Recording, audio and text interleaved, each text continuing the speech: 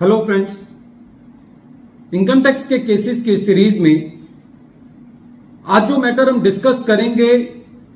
वो मैटर इस चीज का एक परफेक्ट एग्जांपल है कि आज की डेट के अंदर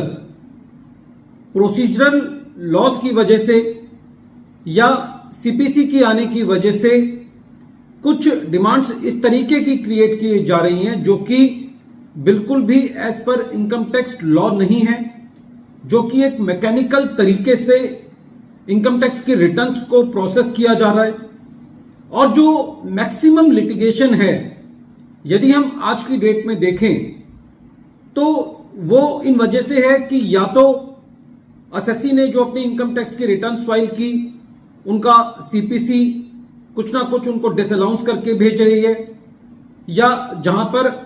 सेक्शन 12A और एटीजी की रजिस्ट्रेशंस की बात है, उनको एक बहुत ही मैकेनिकल तरीके से रिजेक्ट किया जा रहा है उनकी एप्लीकेशंस को। और उसके अलावा जो रेस्ट ऑफ द लिटिगेशन है वो सेक्शन 148 के प्रोसीजर को फॉलो ना करने की वजह से है इनकम टैक्स डिपार्टमेंट के द्वारा। आज की डेट में जो मैक्सिमम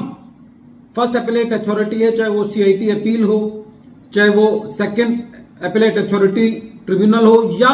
हाई कोर्ट हो, यहां पर मैक्सिमम मैटर्स जो हैं वो उन मुद्दों को लेकर के हैं जहां पर एसएससी का कोई फॉल्ट ही नहीं है, और जिसकी वजह से कोर्ट्स के पास जो अच्छे मैटर्स हैं उनको सुनने का भी टाइम नहीं होता, क्योंकि पहले ही हमारी जुडिशरी जो है वो ओवरबर्डन्ड है। जो प्रेजेंट केस है वो भी इस चीज का एक परफेक्ट एग्जाम्पल है कि किस तरीके से एसएससी को उसकी बिना किसी गलती की वजह से 5-5, 6-6 साल लिटिगेशन के अंदर रहना पड़ता है और उसके ऊपर अननेसेसरी की डिमांड्स क्रिएट कर दी जाती हैं। प्रेजेंट केस का नाम deputy commissioner of income tax exemptions versus Gujarat state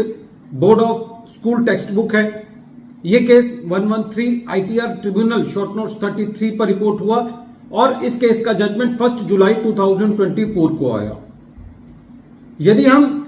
section 11 और सेक्शन 139 सब सेक्शन 1 की को ज्वाइंट रीडिंग करें तो इससे यह चीज निकल करके आती है कि यदि किसी ऑर्गेनाइजेशन को जो कि सेक्शन 12A के अंदर रजिस्टर्ड है उसको सेक्शन 11 की एग्जम्पशन लेनी है तो उसको अपनी इनकम टैक्स की रिटर्न ड्यू डेट पे फाइल करनी है, और इनकम टैक्स की जो रिटर्न है उसके साथ सेक्शन 139 सब सेक्शन 1 के अंदर जो उसकी ड्यू डेट है उस डेट तक उसको अपना फॉर्म 10 और फॉर्म 10B फाइल करना है। लेकिन यदि हम आज की डेट में प्रेजेंट सिनेरियो देखें तो कहीं ना कहीं ये चीज है कि जो एसएससी को अपना फॉर्म 10 है वो उसको अपनी रिटर्न फाइलिंग की जो डेट है उससे भी 2 महीने पहले जमा करना है। हालांकि उसका भी एक सर्कुलर आया था कि यदि वो अपनी इनकम टैक्स की रिटर्न फाइलिंग डेट तक कर देता है तो वो चलेगा, लेकिन फिर भी कहीं ना कहीं एक लिटिगेशन का स्कोप रहता है, और ये केस इस चीज का एक परफेक्ट एग्जांपल है। कहीं पे भी इनकम टैक्स एक्ट के अंदर ये नहीं लिखा हुआ कि एसएससी को अपना फॉर्म 10B अपने इनकम टैक्स की रिटर्न के साथ ही जमा करना है। ये तो है कि उसको अपना फॉर्म 10B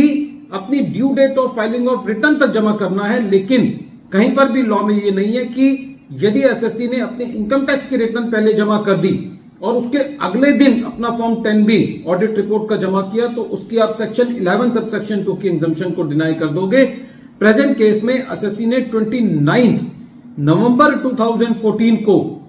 अपनी रिटर्न दाखिल करी और उससे नेक्स्ट डे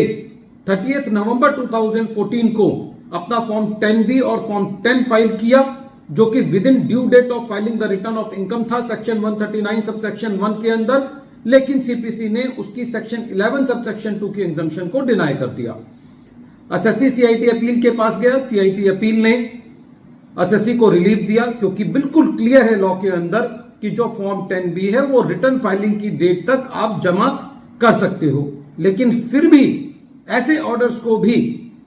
रेवेन्यू जो है वो ट्रिब्यूनल के अंदर चैलेंज करता है, और जब ये मैटर ट्रिब्यूनल में गया तो ट्रिब्यूनल का भी ये कहना था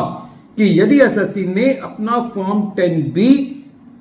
अपनी रिटर्न के साथ जमा नहीं किया तो ये कोई किसी भी कानून का उल्लंघन नहीं है। और यदि उसने वो अपना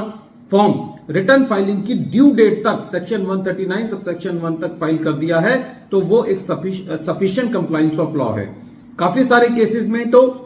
कोर्ट ने यह भी कहा है कि यदि फॉर्म 10B या फॉर्म 10 जो है वो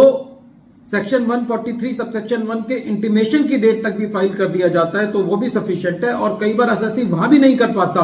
और असेसमेंट प्रोसीडिंग्स के दौरान भी एसएससी जमा कर देता है तो वो भी सफिशिएंट कंप्लायंस है। तो इतनी संकीर्ण मानसिकता लेना रेवेन्यू के पार्ट पे कि आपने अपना फॉर्म 10B रिटर्न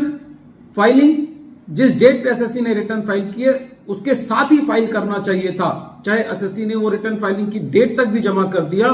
और उसके बिना पर एग्जम्पशन डिनाई करना, ये एक इस चीज की मानसिकता को दिखाता है कि कहीं ना कहीं ये सीपीसी के द्वारा